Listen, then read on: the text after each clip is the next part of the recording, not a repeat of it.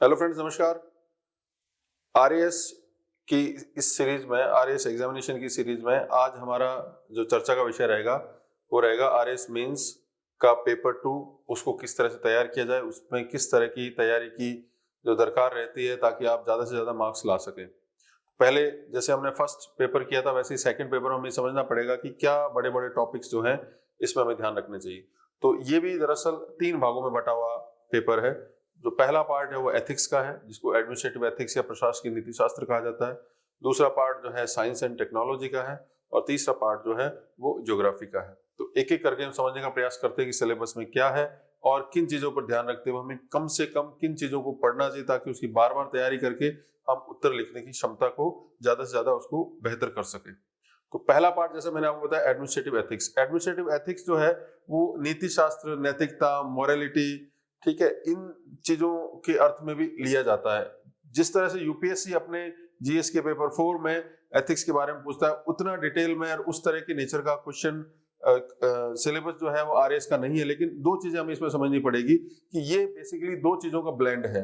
पहला जो philosophical aspect है नीति शास्त्र का, जिसमें मूल्य क्या होते हैं या जो उसके बेसिक जो पैरामीटर्स हैं किसी भी मॉरलिटी के, वो टॉपिक आपके दिए, तो खास करके वैल्यूज के बारे में। दूसरा जो इसका आयाम है वो भारतीय संस्कृति से संबंधित है कि भारतीय संस्कृति में नैतिकता के हमेशा से क्या आयाम रहे हैं, खास करके रित से संबंधित, पुरुषार्थ से संबंधित या अन्य जो मूल्य वगैरह जो दिए गए हैं, चाहे वो गृहस्थ आश्रम हो इत्यादि हो, ऋणों की बात हो, तो वो भारतीय परिप्रेक्ष्य में उसको पढ़ना चाहिए। तीसरा पार्ट जो है वो वर्तमान में जैसे सेकंड एआरसी की रिपोर्ट आ गई है, या फिर जिसे कहा जाता है कि द्वितीय प्रशासनिक रिपोर्ट, प्रशासनिक सुधार रिपोर्ट के आने के बाद में जो एक पूरी रिपोर्ट है वो प्रशासन में नैतिकता का बढ़ावा कैसे दिया जाए उस पर दी गई है। तो उसके मद्देनजर ये दिया गया है। तो 3 पार्ट में एथिक्स को भी रखा जा सकता है। अब इसको आपको टॉपिक को तैयार करने के लिए बहुत ज्यादा जंबल होने की आवश्यकता नहीं है। सिर्फ आप इसको सरलता से कोई एक किताब अगर आप कर लेते हो। अब पहले आपको मैं ये बताता हूँ उसमें मार्केट में किताबें कौन कौन सी अवेलेबल, बहुत सी किताबें, अरिहंत की बुक आती है, सुब्बा राव की बुक आती है, ठीक है। तो अलग अलग पब्लिकेशंस की बुक आती है। जो सबसे ज्यादा किताब जो चलती है वो है क्रॉनिकल पब्लिकेशन की लेक्सिकन। लेक्सिकन हिंदी में भी आती है, इंग्लिश में भी आती है। मूल रूप से इंग्लिश में लिखी गई, बाद में उसको हिंदी में ट्रांसलेट किया गया। इसमें आपको ऑलमोस्ट इस सिलेबस का 99% पार्ट मिल जाएगा। केस स्टडीज भी जो लास्ट में दिए गए वो भी मिल जाएंगे। हालांकि केस स्टडीज पूछे नहीं गए अभी तक, लास्ट का जो पेपर हुआ था उसमें नहीं पूछे गए, लेकिन इस बार नहीं पूछे ऐसी कोई अनिवार्य शर्त नहीं है। इस किताब को आप पढ़िए, जो टॉपिक दिए हुए उसको आप अगर सूत्र रूप में करेंगे तो आपका ये सिलेबस पूरा हो जाएगा और किसी किताब को ज्यादा पढ़ने की आवश्यकता है नहीं। सुब्बा राव की किताब जो आती है हिंदी इंग्लिश दोनों में आती है, टाटा मैकग्रा-हिल पब्लिकेशन से भी आती है। तो इसमें आपको केस स्टडीज काफी सारी मिल जाएंगी। हालांकि केस स्टडीज नहीं पूछी गई तो इस बार इसकी महत्ता कितनी है वो आपको आंकनी। मेरा सजेशन आपको केवल ये है कि इसके बहुत ज्यादा डीप में जाने की बजाय इसकी जो मूल बातें आप समझिए और लिखने की अपनी जो अभिव्यक्ति का जो कौशल है, आपका जो एक्सप्रेशन है, जो वो आप कितना बेहतर करते हो, उसी में ही आपके नंबर आने की बातें निहित रहती है। तो आप केवल लेक्सिकन किताब पढ़िए, आपका काम हो जाएगा। अब आते हैं सेकंड पार्ट में। सेकंड पार्ट जो है science and technology, daily life की साइंस, एनवायरमेंट का कुछ पार्ट इसमें दिया गया और राजस्थान के प्रसंग में भी दिया गया। तो इसको भी हम 3 भागों में बांट सकते हैं।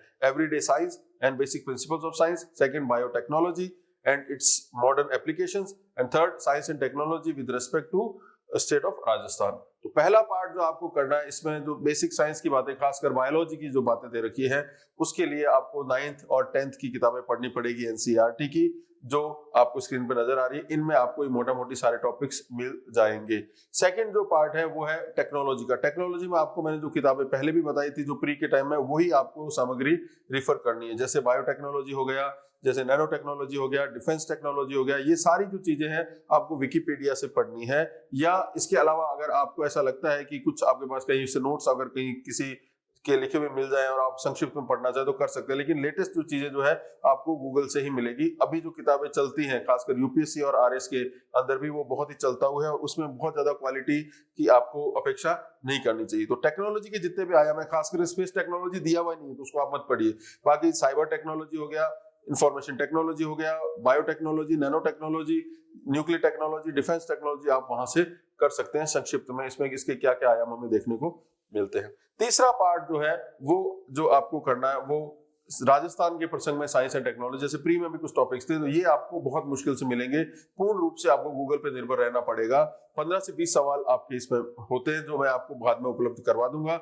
आपको मेल बॉक्स में आप मेरे को मैसेज कर देना, मैं अगर हुआ तो उसका आपको लिंक दे दूंगा।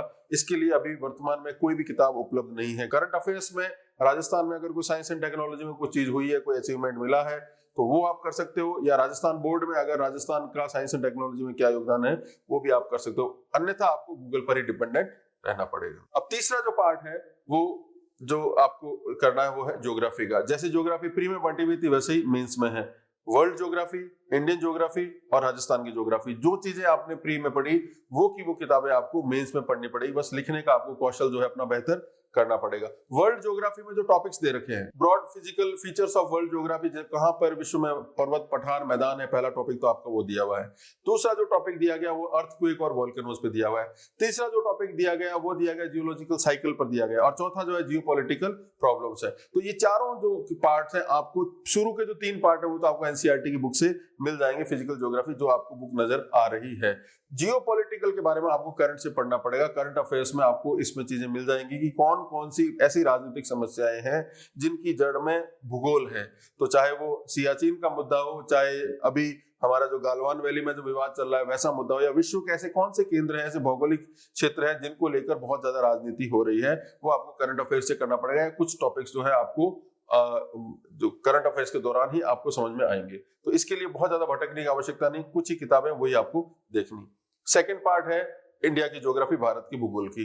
भारत का भूगोल, भौतिक भूगोल, भारत का मानव भूगोल, भारत का आर्थिक भूगोल और पर्यावरण इत्यादि, ये सब चीजें आपको वही जो आपने प्री में चीजें पढ़ी थी। भारत का भौतिक पर्यावरण, भारत में लोग एवं अर्थव्यवस्था वाला टॉपिक है, और इसके अलावा पर्यावरण से संबंधित बातें, ये सारी किताबें आपको एनसीईआरटी की बुक से मिल जाएंगी। और भी अगर आप अपने आप को स्ट्रेच करना चाहते हैं तो वाणी पब्लिकेशन की इन्वायरमेंट इकोलॉजी की जो किताब आती है उसमें आप इन्वायरमेंट इकोलॉजी के टॉपिक्स देख सकते हैं। पर्यावरण पारिस्थितिकी के इंग्लिश मीडियम वाले शंकर आईएएस से इंडिया के जो इन्वायरमेंट के टॉपिक्स हैं वो देख सकते हैं। राजस्थान का भूगोल तीसरा टॉपिक, हरिमोहन सक्सेना की किताब देख सकते हो। इंग्लिश मीडियम वाले एलआर भल्ला ज्योग्राफी और राजस्थान देख सकते हैं। इसके अलावा राजस्थान अध्ययन और राजस्थान की बोर्ड में जो अभी भूगोल के जो पोर्शन दे रखे हैं उसमें से भी आप रिफर कर सकते हैं। इसके अलावा आपको ज्यादा भटकने की आवश्यकता नहीं है। जो ह्यूमन ज्योग्राफी के हैं टॉपिक्स वो आपको आर्थिक समीक्षा में मिल जाएंगे, जिसमें खास करके नवीनतम जनगणना, जनसंख्या और उससे संबंधित जो मुद्दे छाए रहते हैं। तो ये कुल मिला के आपका पेपर 2 है। पेपर 2 आप अगर 20 दिन भी खींच के कर लेते हो और उसके सारे क्वेश्चन प्रोबेबल आप लिख लेते हो, उसके उत्तर लिख के प्रयास करते हो, तो आपको सिलेक्शन से कोई नहीं रोक सकता। आप 2 नंबर पेपर में, पेपर 2 में बहुत अच्छे मार्क्स ला सकते हैं। आज के लिए इतना ही, शुक्रिया।